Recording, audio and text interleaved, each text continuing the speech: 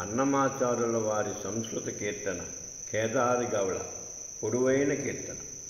దశవిధాచరణం తన్న భవతి దశవిధావస్థాతం తే తత్ర స్థాపయిష్యామి వేదానితి వ్యాజేన దీపితోయం మత్స్య దేహః పురా వ్యాపోరోయమేవం న చ తరుణ్య రూపజలధౌ కేళీరుచయే తత్ర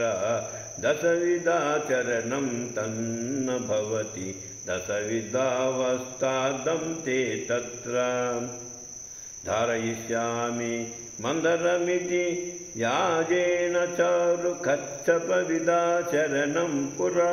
నిరసేయం తవ మనీషా ప్రియవధూ భారకుచ మందరౌ బతుం తత్ర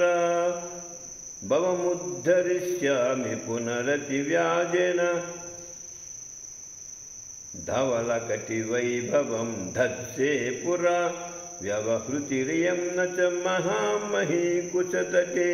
తవ దంతక్షతం దాతుం తత్ర ధనుజం హరిష్యామి తమితి వ్యజేన ఘననారసింహ విక్రమణం పురా ధనుజహర తవ మహాత్యం తన్న చ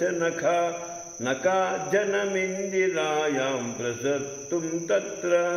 అపహరిష్యామి బలిమహమితి వ్యాజేన కపటవామన రూపకలనం పురా నిపుణ ఏవం న ఖలు నియతి సతీషు తే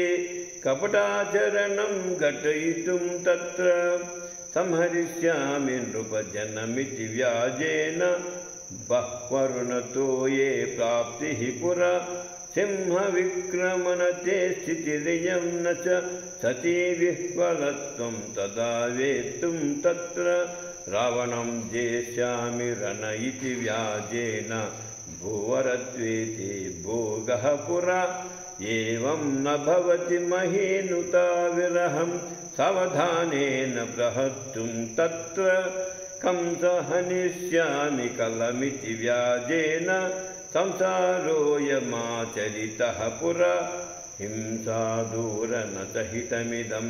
ప్రజవధూ సంసరణలీలాం ప్రసక్తుం తత్ర పాతయిష్యే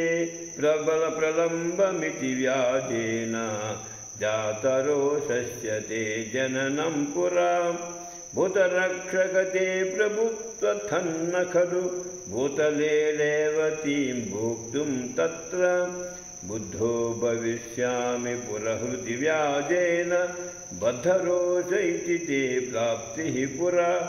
తద్దితం నహి ఖలు తదా వధూ హస్తసిద్ధ ప్రసారేణ సేవితుం తత్ర మారయిష్యామి కలిమతమితి వ్యాజేన క్రూరకల్కవతారకోపః పురా ధీర వెంకటనఘాధీశం ఏవం న ఖలు భీరుముర్వీం సంప్రీణయితుమత్ర దశవిధాచరణం తన్న భవతి దశవిధావస్థాతం తే తత్ర